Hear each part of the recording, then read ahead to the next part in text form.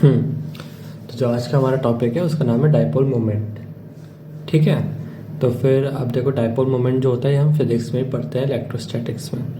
Physics में हम क्या पढ़ते हैं कि जो दो चार्जेस होते हैं और जो डाइपोल होता है जिसमें दो चार्ज होते हैं ना, क्यू प्लस क्यू और माइनस क्यू, उस वो और इनटू उनके बीच का डिस्टेंस। ठीक है, तो यहाँ पर भी ना लगभग वही चीज़ है, तो आज समझते हैं इसको। तो डाइपोल मोमेंट जो होता है उसको जो है यहाँ पे म्यू या फिर कुछ लोग यू जो होता है उससे डिनोट करते हैं। ठीक है, और इसकी डेफिनेशन क्या है in terms of chemistry point of view. ठीक, तो ये जो होता है it explains ionic character in covalent bond. जो कोवेलेंट बॉन्ड होता है उसमें कोई आयनिक कैरेक्टर नहीं होता, लेकिन थोड़ा बहुत होता है, तो उसे मतलब एक्सप्लेन या उसे फाइंड करने के काम आता है। ठीक है, आप देखो सबसे पहली चीज़ होनी चाहिए कि हमें समझना चाहिए कि पोलैरिटी और नॉन पोलैरिटी क्या होती है। पोलैरिटी का मतलब हम समझते हैं कि किसी चीज़ में पोल क्रिएट हो जाना, मतलब पॉजिटिव नेगेटिव चीज़ें क्रिएट हो जाना। ठीक है, अब जैसे कि आप देखो अभी हमने पीरियोडिक टेबल में एक चीज़ देखी थी, इलेक्ट्रोनेगेटिविटी। ठीक है, इलेक्ट्रोनेगेटिविटी क्या था कि किसी भी एलिमेंट के पास एक ना प्रॉपर्टी होती है कि वो जो इलेक्ट्रॉन शेयर करता है वो उसे अपनी तरफ खींचने की कोशिश करता है। ठीक है, अपने न्यूक्लियस के ज़्यादा पास खींचने की कोशिश करता है। ठीक, अब जैसे ये सपोज है H और Cl के बीच में एक बॉन्ड बना हुआ है। ठीक है, ये H का इलेक्ट्रॉन है, ये Cl का इलेक्ट्रॉन है। हमें पता है कि जो Cl की इलेक्ट्रोनेगेटिविटी है वो H से कहीं ज़्यादा है, तो Cl कोशिश करेगा कि जो बॉन्ड है, जो बीच में जो शेयर्ड पेयर ऑफ इलेक्ट्रॉन है ये वाले, वो इसको अपनी तरफ खींचने की कोशिश करेगा। ये बीच में नहीं रहेगा, ये Cl इसे अपने ज़्यादा नज़दीक खींचने की कोशिश करेगा। ठीक, तो इसका जो करेक्ट बॉन्ड होगा वो ये वाला होगा कि जैसे H है और ये Cl है, Cl ने H का भी इलेक्ट्रॉन खींच लिया और अपना भी अपने पास रखा, तो वो H से दूर कर देगा इसको। ठीक है, तो अब देखो जैसे कि देखो अगर ये बीच में रहता तो दोनों तरफ मतलब पोलैरिटी बराबर रहती। लेकिन अगर वो अपनी तरफ इलेक्ट्रॉन खींच रहा है, मतलब अपने पास ज़्यादा रख रहा है, ठीक है, तो यहाँ पे पोलैरिटी डेवलप हो जाएगी ना। आप जैसे देखो जब हम किसी चीज़ को इलेक्ट्रॉन देते हैं तो उस पर नेगेटिव चार्ज डेवलप हो जाता है ना। ठीक है, अब जैसे देखो ये पूरा कंप्लीट ट्रांसफर नहीं है, लेकिन ये शेयर जो कर रहा है वो शेयर वाला अपनी तरफ खींच के बैठा हुआ है। मतलब कोई टग ऑफ वॉर चल रहा है तो टग ऑफ वॉर में उसने अपनी तरफ ज़्यादा उसे खींच रखा है, लाइक दैट। ठीक, तो ये इसमें डेवलप हो जाएगी पोलैरिटी। वहीं नॉन पोलर, अब जैसे मान लो Cl है और Cl है, Cl के बीच में बॉन्ड बन रहा है।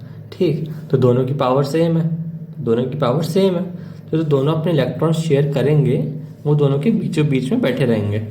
वो ना तो इधर ज़्यादा जाएगा ना इधर ज़्यादा जाएगा। इस केस में क्या हो गया था, वो Cl की तरफ ज़्यादा झुक गया था। समझे? तो अब जैसे कि देखो HCl है, तो HCl में से Cl की तरफ ज़्यादा चले गए थे ना इलेक्ट्रॉन्स, तो जैसे देखो ऐसे डिनोट कैसे करते हैं, H वाला इलेक्ट्रॉन Cl की तरफ गया था ना ज़्यादा, तो इसे एक ऐसे बार बना के उसके ऊपर एरो से डिनोट करते हैं डाइपोल को। ठीक है, अब जैसे Cl की तरफ ज़्यादा चला गया तो Cl पे एक चार्ज डेवलप हो जाएगा जो होता है डेल्टा नेगेटिव, स्लाइटली मतलब हल्का सा चार्ज डेवलप हुआ, क्योंकि कंप्लीट ट्रांसफर नहीं है, थोड़ा बहुत ट्रांसफर है, तो हो जाएगा स्लाइड डेल्टा नेगेटिव, और ये हो जाएगा डेल्टा पॉजिटिव, क्योंकि इसने इलेक्ट्रॉन दिया है और इसने लिया है। अब देखते हैं आगे। जो डाइपोल मोमेंट होता है, डाइपोल मोमेंट का जो फॉर्मूला होता है वो होता है Q इंटू डी। अब यहाँ पे D क्या है, D है H और Cl के बीच का डिस्टेंस।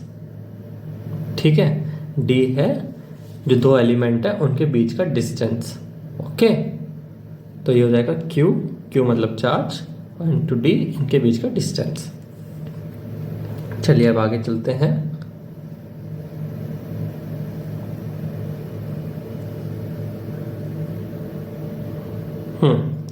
अब बात आती है डाइपोल की यूनिट्स क्या क्या है। डाइपोल की यूनिट्स को अगर हम देखें तो चार्ज की यूनिट क्या होती है, कूलाम, और डिस्टेंस की क्या होती है, मीटर, तो इसकी यूनिट बन जाती है कूलाम मीटर। ये है इसकी SI यूनिट। वहीं अगर हम इसे CGS यूनिट में कन्वर्ट करें, मतलब सेंटीमीटर वाली, तो इसे लिखते हैं ESU सेंटीमीटर। अब मैं बताता हूँ कि ESU सेंटीमीटर वाला जो है ना, ये इतना इम्पोर्टेंट नहीं है, पर अगर याद हो तो बेटर है, कभी किसी ने एग्जाम में पूछ लिया तो। ठीक, और बाकी जो इसका मोस्ट कॉमन यूनिट जो एग्जाम में दिया जाता है वो है डिबाई। Debye, D. ठीक, अब जैसे देखो उन्होंने मान लो डिबाई में दे दिया, तो आप कैलकुलेशन कैसे करोगे? तो देखो 1 डिबाई जो होता है वो 3.33 इंटू 10⁻³ कूलम मीटर के बराबर होता है, और in terms of ESC centimetre ये होता है 10⁻18। ये आपके कन्वर्जन के लिए हेल्प आएगा, तो इसे ना आप याद करके रखो एकदम अच्छे से। तो बस डायपोल मोमेंट का अगर कॉन्सेप्ट समझना है तो कॉन्सेप्ट इतना सही है कि जो शेयर्ड पेयर ऑफ इलेक्ट्रॉन जो दोनों के बीच में रहने चाहिए वो एक तरफ वाला एलिमेंट ज़्यादा खींच लेता है, तो वो एक तरफ ज़्यादा चले जाता है। समझे? चलो आप देखते हैं, अब एक क्वेश्चन ट्राई करते हैं इसका। If charge developed in HCl is 1.2 into 10⁻⁻20 coulomb. उसने कहा है कि चार्ज जो है वो इतना है, तो पहले Q की वैल्यू लिख लो, 1.2 into 10⁻⁻20 coulomb. And bond length between HCl bond length is 2 angstrom. 20 नहीं, 2 कट कर रखा है मैंने, 20 भी कर सकते हैं लेकिन 2 कर लेते हैं।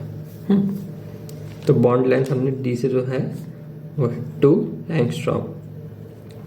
अब एंगस्ट्रॉम को मीटर करने का तरीका जो है वो होता है, मतलब जो 1 एंगस्ट्रॉम होता है वो होता है 10⁻⁻10 मीटर। ये आपको याद होना चाहिए, ये आप डायमेंशनल एनालिसिस पढ़े होंगे, 2 इंटू 10⁻⁻10 मीटर। और ये क्यों लिखा है हमने ये बता देता हूँ चलो एक बार। 1 एंगस्ट्रॉम जो होता है वो 10⁻⁻10 मीटर के बराबर होता है। तब अपने को निकालना है डायपोल मोमेंट। तो डायपोल मोमेंट का फॉर्मूला क्या था? Q इंटू डी, और तो Q हमारा हो गया 1.2 इंटू 10⁻20 इंटू 2 इंटू 10⁻⁻10, तो ये हो जाएगा हमारा 2.4 इंटू 10⁻⁻30 कूलाम मीटर। Coulomb metre. तो इसमें आ जाएगा हमारा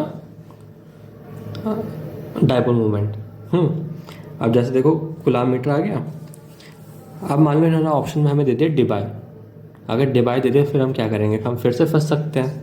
तो देखो अब मैंने आपको बताया था 1 डिबाई जो होता है वो 3.33 इंटू 10⁻30 के बराबर होता है। और यहाँ पर हमें मिला 2.4 इंटू 10⁻30। तो हमें x निकालना है यहाँ पे, समझो। मतलब मान लो डिवाइड हमने x लेट कर लिया। तो इसका सिंपल सा मेथड है, आप इसको इससे डिवाइड कर देना, आपका आंसर आ जाएगा 2.4 माइनस 30 अपॉन 3.33। क्या माइनस, देखो क्वेश्चन में आपको ऐसे सेट करके देगा कि आपको कैलकुलेशन ज़्यादा ना करनी पड़े। देखो -30 से -30 कट गया, इससे आप सॉल्व कर लेना, आपका आंसर आ जाएगा एग्जैक्ट वैल्यू। ठीक है ना। अब एक तरीके का क्वेश्चन और आता है इसमें, ठीक।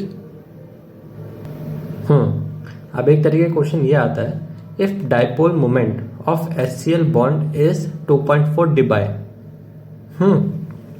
And its bond length is 1.4 angstrom, find percentage of ionic character in bond. Percentage निकालना आयनिक कैरेक्टर का। देखो हमारे जो डाइपोल की वो थी डेफिनेशन, उस डेफिनेशन में क्या था कि कोवलेंट बॉन्ड के अंदर आयनिक कैरेक्टर को डिफाइन करता है। तब वही तरीके का क्वेश्चन आ गया इन टर्म्स ऑफ न्यूमेरिकल। ठीक, तब देखो इसे कैसे सॉल्व करते हैं। जो डाइपोल मोमेंट है HCl बॉन्ड का, पहले उसे लिख लो। जो गिवन है ना पहले उससे लिख लिया करो ताकि आपका क्वेश्चन आसान हो जाए। 2.4 डिबाई है। अब अगर इसे हमें कूलाम इंटू मीटर में कन्वर्ट करना पड़े तो कैसे करेंगे? 2.4 इंटू 3.33 इंटू 10⁻⁻30। तो ये जब आप सॉल्व करेंगे तो आ जाएगा 8 इंटू 10⁻⁻30 कूलाम मीटर। वहीं अगर इसकी बॉन्ड लेंथ की बात करें D, तो वो आ जाएगी 1.4 एंगस्ट्रॉम। और एंगस्ट्रॉम मैंने आपको बताया पिछले क्वेश्चन में वो होता है 10⁻⁻10 मीटर। तो हो जाएगा 1.4 into 10⁻⁻10 metre. Find percentage of ionic character. पहले ना इसमें देखो क्या निकालना होता है, पहले इसमें आपको क्यू निकालना होता है, मतलब चार्ज निकालना होता है। तो देखो फॉर्मूला क्या होता है, mu is equals to Q into D. Mu हमें मिला हुआ है 8 इंटू 10⁻⁻30। क्यू हमें निकालना है, डी हमें 1.4 इंटू 10⁻⁻10 दे रखा है।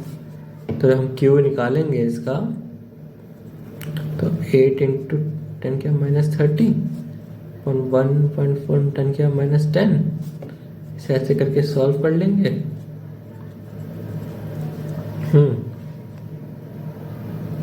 अब इसे कैसे सॉल्व किया जाए, 80/40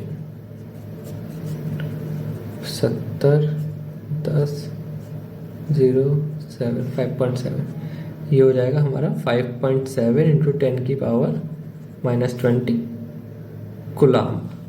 इतना चार्ज निकल गया। अब उसने पूछा क्या है, परसेंटेज ऑफ आयनिक कैरेक्टर। तो अब देखो जो हमारा नॉर्मल चार्ज जो हम फिजिक्स में पढ़ते हैं किसी भी चीज़ में, वो कितना होता है, 1.6 इंटू 10⁻⁻19 कूलाम। ये चार्ज होता है किसी भी चीज़ का नॉर्मल, मतलब इलेक्ट्रॉन का, क्योंकि शेयर तो इलेक्ट्रॉन ही हो रहा है। और यहाँ पे कितना आ रहा है, इतना।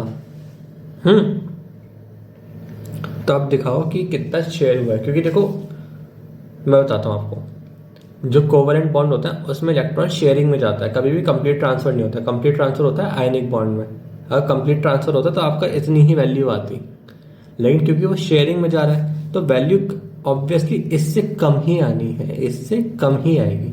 ठीक, अब इसकी परसेंटेज निकाल लेते हैं। परसेंटेज कैसे निकालेंगे कि 5.7 वाले को ऊपर रखो, अपॉन जो नॉर्मल वैल्यू होती है उसे नीचे रखो, इंटू 100 कर लो, और जो भी आपका आंसर आएगा वो आपकी परसेंटेज हो जाएगी। चलो इसका आंसर आप मुझे फाइंड करके बताना, मैं बताऊंगा कि ठीक है कि नहीं। ओके, चलो ये था डायपोल मोमेंट। आई होप आपको समझ में आ गया होगा। Thank you.